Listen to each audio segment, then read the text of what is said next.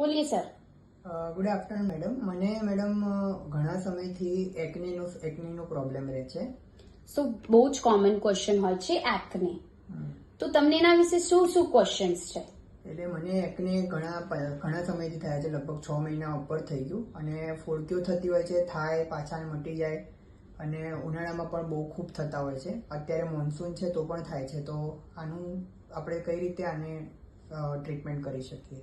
સૌથી પહેલે તો એકને બહુ જ કોમન ગ્લેન્ડ્યુલર ડિસઓર્ડર છે, જે આપણી ગ્લેન્ડ્સને ઇન્વોલ્વ કરતા હોય. ફેસ પર થઈ શકે, પાછળ થઈ શકે, ઘણાને બટક્સ પર પણ થતા હોય છે.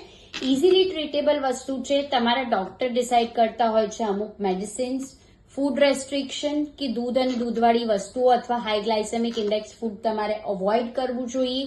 બને એટલું હેરનું કેર કરવું જોઈએ, કેમ કે હેર બરાબર નહીં હોય તો અહીંયા એકને થવાના ચાન્સીસ વધી જતા હોય છે. ડેન્ડ્રફ હોવાથી પણ એકને થતા હોય છે. સો જે રીઝન છે એ પ્રમાણે આપણે ટ્રીટમેન્ટ કરતા હોઈએ છીએ. હોર્મોનલ એકને હોય તો મેન્ડિબલ્સને વધારે ઇન્વોલ્વ કરતા હોઈએ. Start with medicines. અગર જો મેડિસિન્સ વર્ક નહીં કરે તો કેમિકલ પીલ્સ છે, બ્લુ લાઇટ લેઝર્સ છે, so much of advance therapy, spot free, acne free treatments are available in clinic, અને તમે મેડિસિન્સ પણ લઈ શકો છો. અને મોસ્ટ ઇમ્પોર્ટન્ટલી એનાથી તમારી ક્વોલિટી ઓફ લાઈફ ઇમ્પેર નહીં કરો.